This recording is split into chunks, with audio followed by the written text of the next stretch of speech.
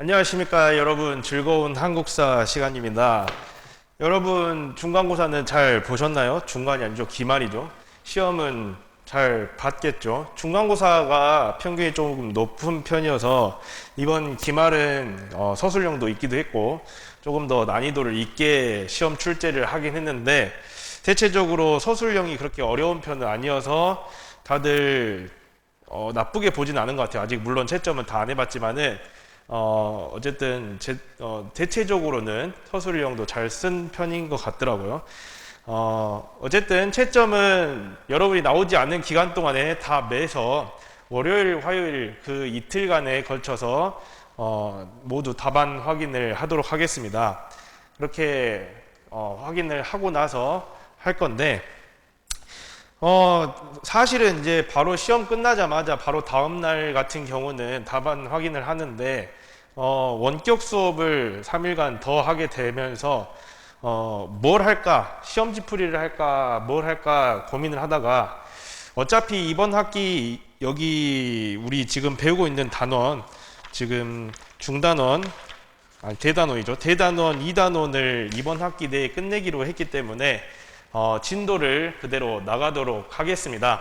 그래서 지금 오늘부터 나가는 진도는 다음 2학기 중간고사의 시험 범위에 포함이 되겠죠, 당연히. 그러니까는 미리 하지만은 공부는 조금 더 시험 끝났다고 대충 하지 마시고 공부 잘 수강 잘 하시면서 따라오시면 될 것 같습니다. 그래서 오늘 수업은 어디서부터 하냐? 교과서 128쪽입니다. 교과서 128쪽부터 나가겠습니다. 시험 우리가 127쪽까지 봤으니까 128쪽부터겠죠, 당연히.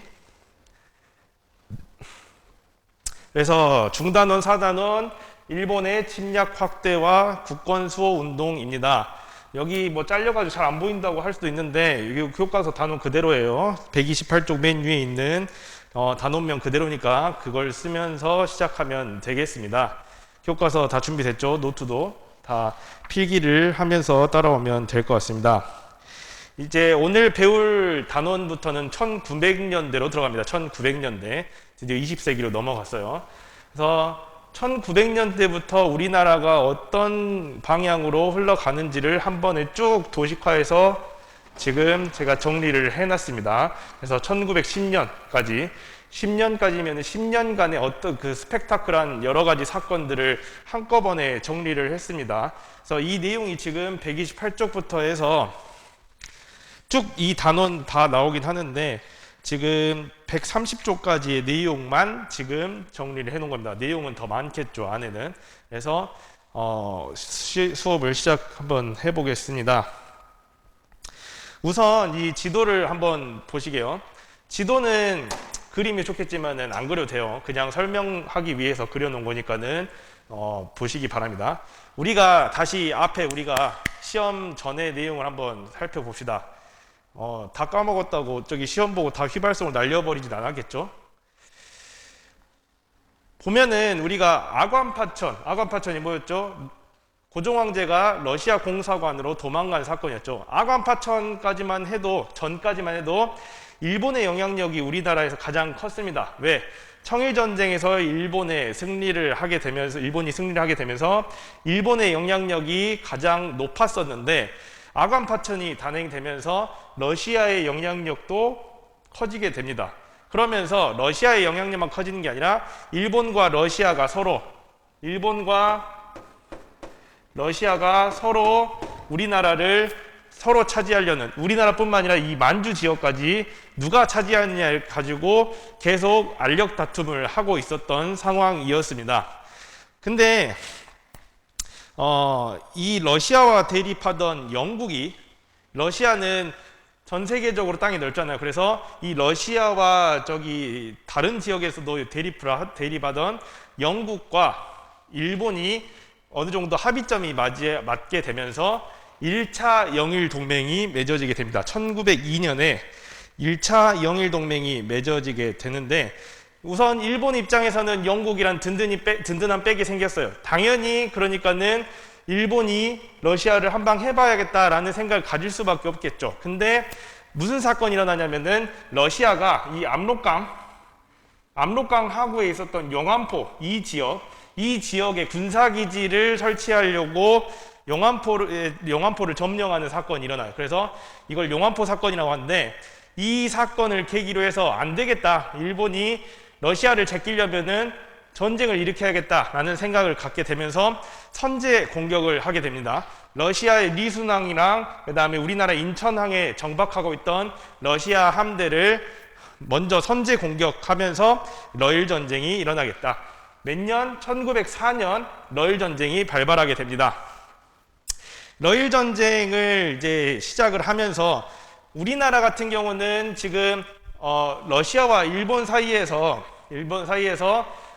팽팽한 이 경쟁 관계에서 어느 정도 평화를 누리고 있었는데, 일본이 먼저 이걸 깨트리면서 일본이 우리나라 또 내정을 장악을 합니다. 그렇게 해서 일본이 우리나라를 강제로 맺게 한 그 협약이 바로 한일의정서입니다. 한일의정서.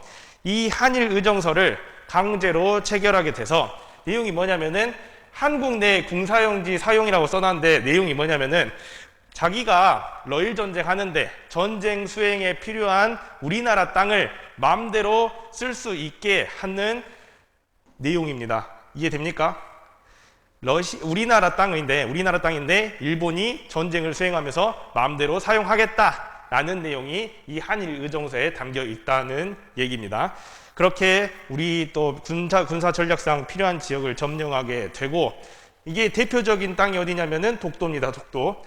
딱 봐봐요. 러시아와 일본 사이에 여기 이 동해를 장악을 하려면은 그 가운데 있는 울릉도와 독도, 특히 이 독도가 가장 큰 역할을 하겠죠. 그래서 대표적인 이 우리나라 이때 강탈당한 땅이 바로 독도이다라고 하는 것도 알면 좋을 것 같습니다. 여기에 이어서 제1차 한일협약을 또 강제로 맺게 되는데, 1차 한일협약의 내용은 뭐냐면은 지금 보면은 이 1차 한일협약, 그 다음 2차 한일협약, 그 다음에 여기 한일신협약까지 해서 여기에서 조약의 내용에 따라서 어떤 정치가 이루어졌는지를 빨간색으로 지금 적어놨습니다. 그래서 고문정치, 제1차 한일협약은 고문정치가 이루어지고, 그 다음에 통감정치, 차관정치, 이거는 우선 나중에 보고, 고문정치가 뭐냐? 우리가 이렇게 억지로 고문하고 이런 고문이 아니라 저번에 배웠던 재정고문, 외교고문, 이런 고문을 파견했다는 소리입니다. 그래서 일본이 우리나라의 내정을 간섭하기 위해서 고문을 파견하는데, 재정고문으로는 메가타라는 인물을 파견하고, 외교고문으로는 미국인이었던 스티븐스라는 사람을 파견하게 됩니다. 그래서 이 메가타와 스티븐스는 뒤에도 나오니까는 이름을 꼭 중요하게 알아둬야 한다. 그래서 고문정치가 이렇게 이루어지게 되었다. 이렇게 러일 전쟁이 발발하게 됐는데, 우리나라 이 러일 전쟁 안에서 이렇게 일본 쪽으로 쏠릴 수밖에 없게, 강제로 이렇게 쏠릴 수밖에 없는 상황이 되었고, 어쨌든 러일 전쟁에서 누가 이겨요? 일본이 점차 이제 발틱 함대든지 이런 것들을 다 깨부시면서 일본이 승기를 잡아가게 되면서, 그 중간에 1905년에 가스라테프트 밀약과 제2차 영일 동맹을 맺게 됩니다. 1905년에 가스라테프트 밀약은 누구랑 맺은 거냐면은, 가스라는 일본, 그 다음에 테프트는 미국 사람입니다. 그래서 일본인과 미국인이 만나가지고 뭔 얘기를 했냐면은, 교과서 128쪽의 자료 맨 밑에 가스라테프트 밀약 있죠. 그래서 거기에 내용에 따라서 일본은 대한제국을 침략을 용인하겠다. 누가? 미국이. 미국은 일본이 대한제국을 먹는 거를 용인하겠다. 반대로 일본은 미국이 필리핀을 먹는 것을 용인하겠다고 서로 합의를 본 겁니다. 이렇게 밀약이라는 거 뭐예요? 비밀리에 서로 협약을 맺었다 이겁니다. 그래서 비밀리에 이렇게 미국과 일본이 협약을 맺게 되고, 두 번째로 맺은 게 제2차 영일동맹입니다. 영국과 일본이 또 하나의 협약을 맺게 됐는데, 이거는 똑같이 비슷하게 영국은 일본이 대한제국을 먹는 것을 용인하겠다. 반대로 일본은 영국이 인도를 먹는 것을 용인하겠다라는 내용입니다. 그래서 서로 미국과 영국 간에 어느 정도 동맹을 강화하고 서로의 침략을 용인해주면서 우리나라가 점점 난처하게 되는 상황이 펼쳐지게 되는 거죠. 근데 문제는 뭐냐? 결국에는 러일 전쟁에서 일본이 승리를 하게 됩니다. 결국 1905년에 러일 전쟁에서 승리를 하게 된 일본은 러시아와 포츠머스 강화 조약을 맺습니다. 보통 이렇게 맺죠. 저번에 청일 전쟁에서 이겼을 때 어디서 뭘 맺었어요? 시모노세키 조약. 시모노세키 조약을 맺은 것처럼 러일 전쟁은 포츠머스 강화 조약을 맺게 됐는데, 여기에서 무슨 내용? 결국 무슨 내용이냐면은 한반도를 일본이 먹는 것을 결국은 러시아가 용납하겠다, 용인하겠다. 너가 독점적으로 지배를 하는 것에 대해서 우리는 아무 말도 하지 않겠다. 지배를 인정하겠다라는 내용이 포츠머스 강화 조약에 들어 있습니다. 그래서 교과서 128쪽의 자료 가스라테프트 비략, 제2차 영일 동맹, 포츠머스 강화 조약 내용을 꼭 한 번씩 보면은 쭉 정리한 게 이해가 될 것입니다. 그래서 이러한 가운데서 이제 미국, 영국, 러시아로부터 이 대한제국을 대한제국을 지배할 수 있는 권한을 인정을 받게 된 거예요. 대체로. 그래서 일본은 결국에는 군대를 동원해서 덕수궁을 점령합니다. 경운궁. 점령을 하게 되고, 대신 고종과 대신들을 위협하면서 결국 뭘 맺었냐면은 제2차 한일협약을 맺게 됩니다. 이게 바로 을사늑약이라고 합니다. 을사년에 맺은 늑약. 우리가 여기 늑약이라는 표현 있죠. 담긴 의미. 129쪽 궁금해요 오른쪽에 늑약이라는 내용이 있습니다. 그래서 강제로 을사년에 맺게 되었다라고 해서 을사늑약이고 제2차 한일협약이라고도 합니다. 그래서 제2차 한일협약의 내용을 보면은 우선 통감 정치, 통감이 우리나라의 정치를 이제 쥐고 알아서 할 수 있는 권한이 생긴 거예요. 그래서 새롭게 통감부를 설치를 하고 그 초대 통감으로는 이토 히로부미가 파견됩니다. 그래서 이때 주요 내용은 당연히 이 외교권 박탈입니다. 외교권이 박탈됐음을 알아야 한다. 외교권이 박탈되게 되었다. 그리고 아까 말했듯이 군대를 동원해서 강압적으로 맺은 조약이고, 결국에는 고종은 끝까지 도장을 찍지 않았어요. 결국에는 고종은 절대로 이거를 우리는 할 수 없다 해가지고 고종의 도장은 들어가지 않고, 결국에는 그 을사오적이라고 불리는 대신들이 이거를 을사늑약을 맺게 되면서 결국에는 이 2차 한일협약이 맺어지게 된다. 그래서 우리나라는 일본으로부터 내정 전반을 간섭받게 되었다. 그래서 이 을사늑약에 대한 저항은 다음 시간에 한 번에 정리를 해보도록 하고 넘어가서 130조 넘어가 봅시다. 130조. 이렇게 제2차 한일협약을 맺게 되니까 당연히 여기저기서 반발이 막 일어납니다. 그 반발에 대한 내용들, 다양한 내용들은 다음 시간에 한꺼번에 정리를 하고, 이제 우리가 뭘 하게 되냐면은, 고종이 아까 반대했다 했죠.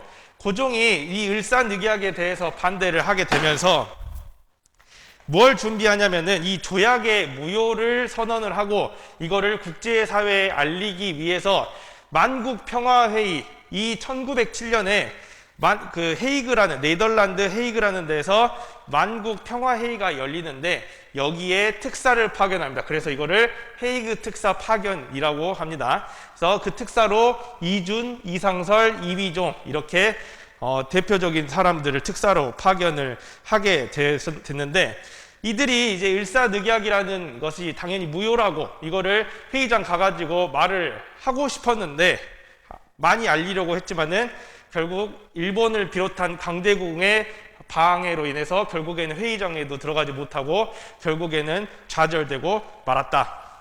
그래서 일본은 이거를 빌미로 해서 아까 뭐라고요? 외교권이 박탈됐는데 지금 외교 활동을 하려고 특사를 파견했잖아요. 그러니까는 너희 협약 어겼다. 그래서 이거를 빌미로 해서 고종을 황제 자리에서 강제로 퇴위시켜 버리게 됩니다. 그래서 고종을 강제로 퇴위시키고 이어서 한일 신협약을 강제로 체결을 하게 됩니다. 이 해가 정미년이라고 해서 정미 7조약이라고도 합니다. 그래서 대표적인 내용은 뭐냐면은 차관 정치, 우리 장관 차관할 때 그 차관입니다. 그래서 이 차관이 정치를 이제 모든 것을 하는 차관 정치가 이루어지게 되는데요. 통감은 이 통감, 아까 여기 파견됐던 통감, 이 통감은 각 부서에 파견되었던 차관을 다 아우르는 역할을 하고, 차관이면 높은 거죠. 장관이 무조건 있지만은, 일본인이 각 부서의 모든 그 차관에 앉게 되면서 모든 우리 행정력 일들을 일본의 간섭을 받게 되고 결국에는 통감의 권한이 올라가게 되는 이런 내용들이 나오게 됩니다. 그리고 이 조약을 실행하기 위해서 이 비밀각서를 하나 또 작성을 하는데요. 이 한일 신협약 부수 비밀각서라고 하는 데에서 뭘 하냐면은 군대를 해산시킵니다. 군대를. 그러니까 이런 것들을 차관의 권한을 높이고 통감의 권한을 높이기 위해서 우리나라 군대를 해산시켜 버린다는 겁니다. 그래서 대한제국의 군대가 결국에는 이때 해산되게 되고 해산된 군인 일부가 의병투쟁에 참가하게 되는데 이 군대 해산했던 군인들이 정미의병에 참여하게 된다. 그래서 아까 말 안 했지만은 을사년에 을사의병, 을사늑약에 반대해서 일어난 건 을사의병, 그 다음에 고종의 강제 퇴위에 반대해서 일어난 게 정미의병. 그래서 나중에 이 군대가 해산되고 나서 해산됐던 군인들이 정미의병에 참가하기도 했다라고 알면 되겠습니다. 여기에는 적지 않았지만은 이제 1907년 여기 한일 신협약 이후에 저기 130쪽에 자료 있어요. 한일 신협약의 내용도. 1909년에 기후각서를 체결합니다. 기후각서를 체결해서 결국에 사법권 뺏게 되고 그러면서 감시와 탄압이 강화되게 됩니다. 그 다음에 경찰권, 1910년에는 경찰권을 박탈당하게 되고 결국에는 1910년 8월에 한일 병합조약, 우리는 경술국치라고 하죠. 경술련의 국가의 치욕이라고 해서 경술국치라고 합니다. 결국에는 1910년에 우리나라가 주권을 박탈당하게 됩니다. 그래서 우리나라가 이때부터 일본의 식민지로 전락하게 되는 것입니다. 그래서 우리가 1900년 딱 이전에 아간파천, 러시아와 일본의 알력 싸움에서 우리나라가 어느 정도 자주권을 행사할 수 있었던 분위기였는데 문제는 이 뒤에 그 균형이 깨지게 되면서 이렇게 10년 동안 쭈르륵 빠른 속도로 일본의 이제 식민지로 전락하는 과정을 우리가 살펴보게 되는 겁니다. 그래서 이런 사건들이 이렇게 쭉 있었다는 거 알아두시면 좋을 것 같고, 내용도 당연히 이 사건 안에서 이제 어떤 침탈이 있었는지, 이거에 대해서 우리는 어떻게 항거를 했는지를 다음 시간에 의병, 여러 가지 애국 계몽 운동, 그 다음에 여러 가지 항거, 여러 가지 저항에 대해서 우리가 또 정리를 해보고 살펴보도록 하겠습니다. 시험 보고 나서 바로 수업하느라고 좀 고생은 했지만은 그래도 제가 최대한 적게 찍으려고 노력을 했습니다. 여기 내용은 제가 그렇게 하기 위해서 간단하게 정리를 한 거고요. 그래서 쓸 거는 많아 보이지만 내용은 그렇게 많지 않다는 거, 그래도 여기 이 정도는 알아야 된다는 거 꼭 아시기 바랍니다. 꼭 공부를 할 때 충분히 반영을 해야겠죠. 그래서 다음 시간에 또 뵙도록 하겠습니다. 수고하셨습니다.